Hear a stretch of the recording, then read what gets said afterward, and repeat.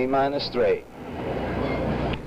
They've already fed information to the spacecraft, and they'll go even if it should malfunction again today, however.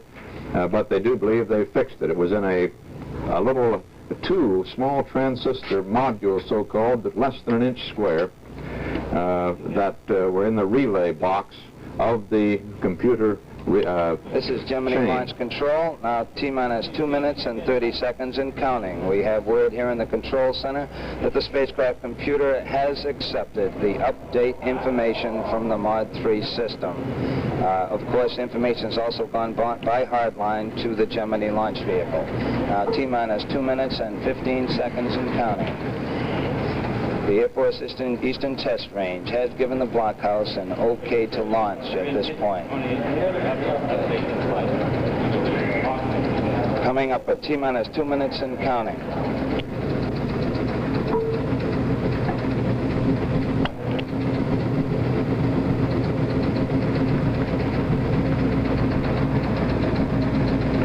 We're going to stay here with the voice of Jack King.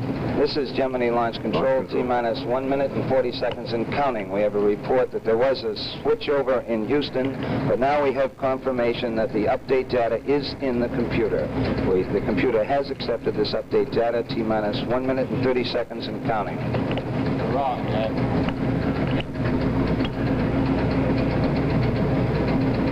T-minus 1 minute and 20 seconds and counting. All appears to be proceeding well at this point in the countdown during the final phases.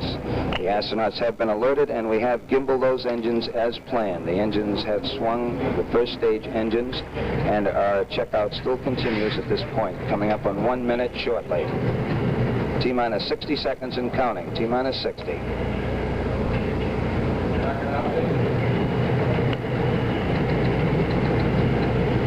T-minus 50 seconds and counting.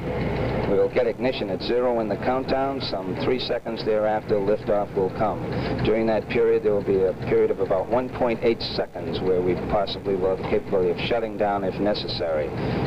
T-minus 35 seconds and counting. T-minus 30. T-minus 25 seconds and counting. We're on an automatic sequence. Everything appears to be going well during this final phase. T-minus 20 seconds and counting. T-minus 15.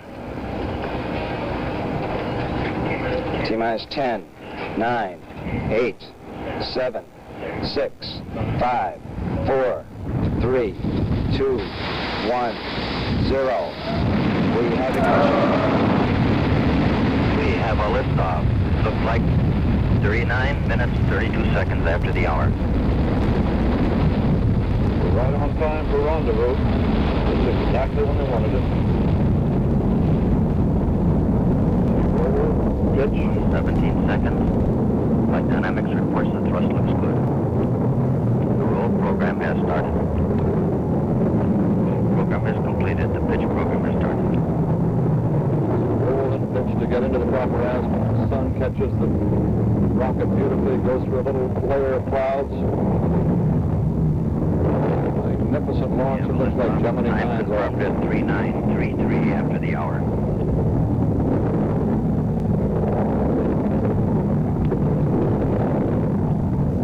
Gemini 9 looks like she's well on her way. 50 seconds into the flight. The spacecraft and its booster are moving at 740 miles per hour. We are now reaching for 4 nautical miles in altitude. It's just about to go through maximum Q, that maximum buffeting that the spacecraft gets as it hits the atmospheric layer about 8 miles high.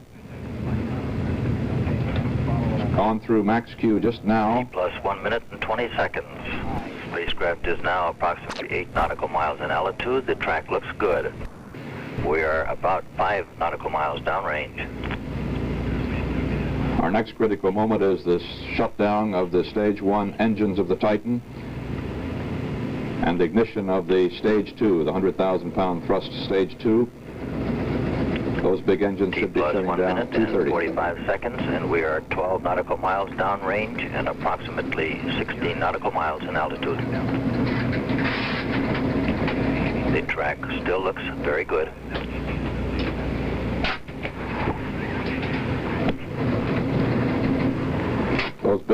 those two big engines of that first stage booster, some 430,000 pounds of thrust, gulping almost unbelievable quantities of fuel. T plus 2 minutes, 20 seconds. The flight crew have been notified that they are go for staging.